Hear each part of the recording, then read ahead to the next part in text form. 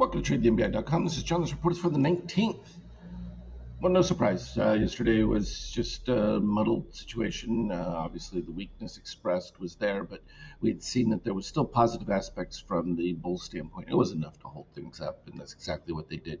We can see also the shakeout Azure line down here rising, and that usually comes at the tail end of a pretty decent sized run, and as long as it remains in an incline and stabilized, usually you just get a continuation, and any weakness that we get from a shakeout reading at that point usually is nullified with just some pretty small effect. And now that's a different story when you're above the 50%. When you're below the 50%, it's a little more tenuous because any slight fade in this will definitely result in a more significant move. But at this particular point, they're holding up just nicely. A little similar aspect from the NASDAQ, slightly better performer um, overall. But it's interesting because notice the rejection you're seeing from a cyan to green. That's usually pretty negative. The interesting thing is we're seeing that on the Nasdaq, not on the S&P. So a bit of a divergence as to if you want to say the quality of the move. This would indicate a bit more softness exists, and you can also see the Azure move almost meeting the gold at this particular point, meaning the maturity of the move.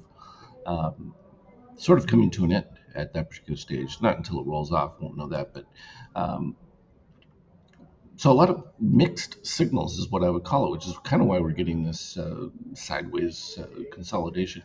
Just a lot of uncertainty as to what's going to happen. And the reality is that uncertainty is turning more and more into fear, particularly as we watch oil just run rampant.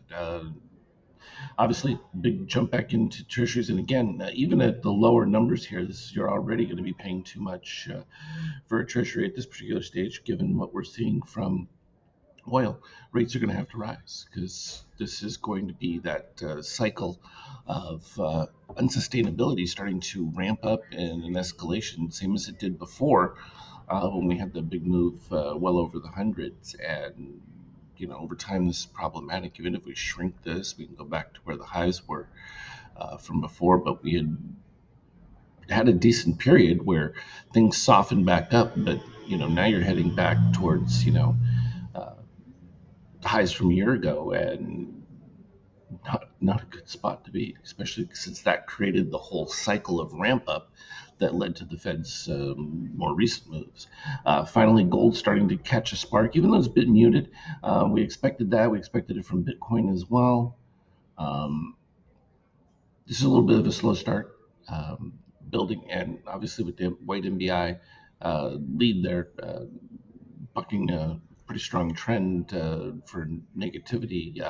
The fact that you have magenta over yellow, though, it becomes significant at that point. Usually, when we get the spike uh, for a significant decline, you get the magenta dipping below yellow pretty quick, and that gives you your quick failure. From an ETH standpoint, behind uh, Bitcoin, and we've noticed that for a little bit of time now.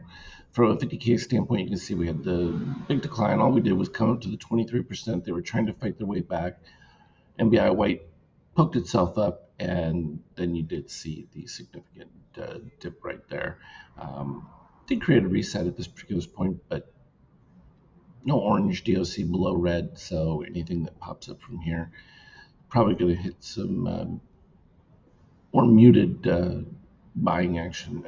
Positive from a shakeout standpoint because you can see the higher lows. So we came out from that deep selling, uh, had a similar dip down towards the lows on much higher shakeout histogram, and that overall relatively bullish move from the situation. So we could see a push towards the high back into this range, and from there it's just going to be a question of how much pressure you get as the price increases, at least from sellers, and that'll let us know if selling has dried up in a significant way. When we look at it from a 5K standpoint, pre-market was negative, and then it just built all the way through to the day. But it popped in with a couple of positive extremes and a pretty decent range. We only had yellow at the beginning stages of it, but by midday, a little bit of the sellers came in to wipe out some of those gains, and then right as the market ended, popped right back up into the post market, and that's where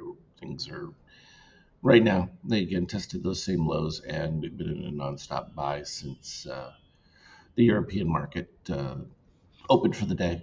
And that's where things currently sit right now. So again, more of a flux. The only thing it didn't show in there was the eurozone chart. I was having trouble getting it up, but euro holding at that 107 range, dipping in between the 106. So they're defending it pretty well at this particular stage. It's going to get harder and harder the higher oil goes, though. Something to look for. It's just a reality of things, and we can look. Interestingly enough, they'll probably start with price increases, which could be a support for the S&P going into the final quarter. It's just in the following year, like we talked about, when they have to start replacing those supplies at ever higher replacement costs. And that's when earnings will suffer a bit, depending on if that inflation cycle continues, because they may be able to make up for it if things just continue to escalate out of hand. And do we see any response as to how to mitigate what's going on with those? No, nothing. And it's a little late for that now, because anything you do now is going to take months to filter in. So this is something that started from the beginning of the year, and nothing was addressed, and it's only going to become problematic going into the fall. So as we prepare for fall to begin in a few days, uh, not looking great from an economic standpoint, at least forward looking, even if the effect isn't immediate. We're definitely going to see that impact later on. As always, though, trade well, look for me on Skype chat. Talk to you later.